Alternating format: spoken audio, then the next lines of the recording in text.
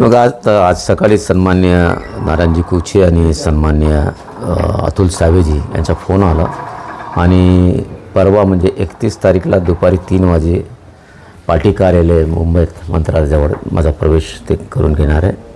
आणि फार दिवसापासून लोकांना वाटत होतं कधी जाणार, ती तारीख झालेली आहे. तुमच्यासोबत आणखी कोण कोण प्रवेश करणार आहे? किती जण असतील, किती कार्यकर्ते असतील? हे बघा, आता एकदम इमर्जन्सीमध्ये निघायचं म्हणून आता बघू, आम्ही आज बैठक घेणार आहे. कारण एकच दिवस उरलेला आहे आणि परवा म्हणजे 1 तारीखला अण्णाभाऊ साठे यांची जयंती आहे.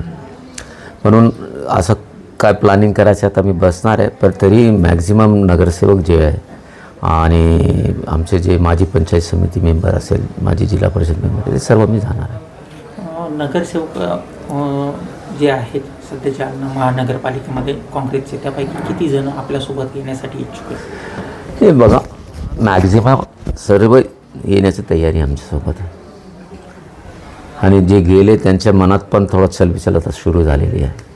एवढे वर्ष काँग्रेसमध्ये काम केलेलं आहे, काँग्रेस सोडण्याची कधी मनातही तुमच्या आलं नसेल? दुःख होतो आहे. असं नाही की म्हणजे ज्या पार्टीत आपण 35 वर्षापेक्षा जास्त राहिलो, आता एकदम सोडून जाणे म्हणजे ते मनात कुठं ना कुठं तर वेदना होतो. म्हणजे मी पण माणूस, मी काही रोबोट किंवा कम्प्युटर नाही की मला वेदना नाही आहे. मला पण वेदना आहे.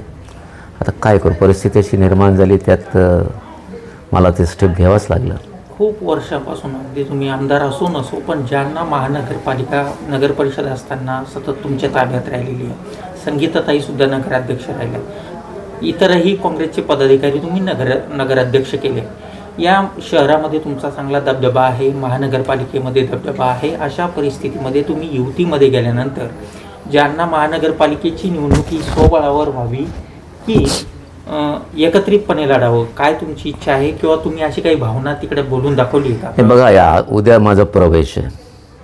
मग प्रवेश झाल्यानंतर मग पार्टी जेव्हा येईल, निवडणूकची वेळ येईल, तेव्हा आम्हाला विचारणार काय करणार काय नाही. तेव्हा आम्ही सांगू की आपली ताकद आहे, इथं आपण वेगळं लढायचं.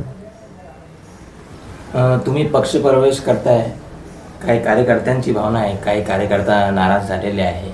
शायरीमध्येच त्याचा असं प्रश्न आहे, बड़ी मुश्किल से ये घर बनाया था, आपने नया घर बनाना आसान थोड़ी है. शायरीमध्ये काय उत्तर द्या? बड़ी तमन्नाओं से घर बनते और पल भर में चल जाते हैं. अब की दिवाली में हम देखे नहीं दिए जलते, देखे है घर जलते हुए. बड़ी तमन्नाओं से घर बनते हैं पण पल भर में ये जलते हैं. 2029 साली विधानसभा निवडणुका आहे, तयारी असेल तुम्ही तेव्हाही दावेदार असाल का मतदारसंघामध्ये?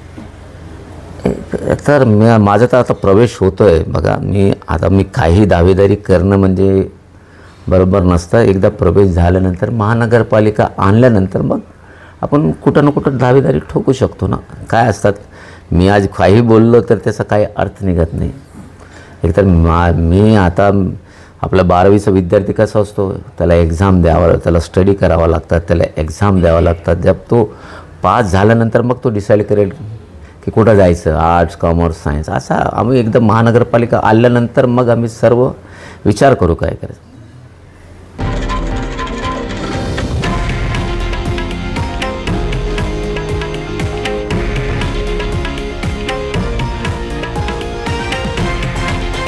हे आहे देशातील नंबर 1 न्यूज नेटवर्क आणि आपण पाहत आहात TV9 मराठी, एकमेव.